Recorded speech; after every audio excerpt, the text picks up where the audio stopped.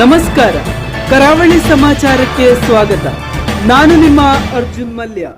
ಇದೀಗ ವಾರ್ತೆಗಳು. Bhatkal urban cooperative ಬ್ಯಾಂಕಿನ ನಿರ್ದೇಶಕ ಹುದ್ದೆಗೆ ಅವಿರೋಧವಾಗಿ ಆಯ್ಕೆಯಾದ ಸಚಿವರ ಪುತ್ರಿ ಬೀನಾ ವೈದ್ಯ.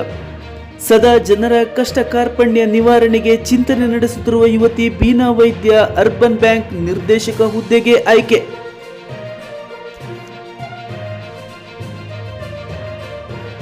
ಭಟ್ಕಳ ತಾಲೂಕಿನ ಪ್ರತಿಷ್ಠಿತ ಹಣಕಾಸು ಸಂಸ್ಥೆಯಾದ ಅರ್ಬನ್ ಕೋಆಪರೇಟಿವ್ ಬ್ಯಾಂಕಿನ ನಿರ್ದೇಶಕ ಸ್ಥಾನಕ್ಕೆ ಅವಿರೋಧವಾಗಿ ಸಚಿವರ ಪುತ್ರಿ ಬೀನಾ ವೈದ್ಯ ಆಯ್ಕೆಯಾಗಿರುವ ಬಗ್ಗೆ ವರದಿಯಾಗಿದೆ.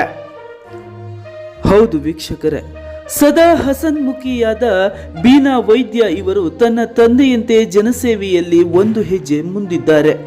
ತಂದೆಯ ರಾಜಕೀಯ ಕಾರ್ಯಕ್ರಮ, ಜನಸೇವೆ, ಬಡವರ ಕಣ್ಣೊರೆಸುವ ಕಾರ್ಯಕ್ರಮಗಳಲ್ಲಿ ಬೀನಾ ವೈದ್ಯ ಯಾವಾಗಲೂ ತಂದೆ ಸಚಿವ ಮಾಂಕಾಳು ವೈದ್ಯರಂತೆ ಸದಾ ಮುಂಚೂಣಿಯಲ್ಲಿ ಇರುತ್ತಾರೆ. ಈಗಾಗಲೇ ಇವರು ಜಿಲ್ಲೆಯಾದ್ಯಂತ ಎಷ್ಟೋ ಸಮಾಜಮುಖಿ ಕಾರ್ಯವನ್ನು ಮಾಡಿರುವುದು ನಾವು ನೋಡಬಹುದಾಗಿದೆ.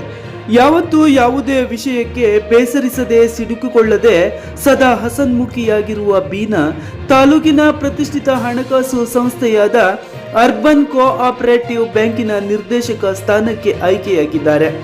ಅವರು ಈ ಬಗ್ಗೆ ಮಾತನಾಡಿ, ನಾನು ಇಂದು ಭಟ್ಕಳ ಅರ್ಬನ್ ಬ್ಯಾಂಕ್ ನಿರ್ದೇಶಕ ಹುದ್ದೆಗೆ ಅವಿರೋಧವಾಗಿ ಆಯ್ಕೆಯಾಗಿದ್ದೇನೆ.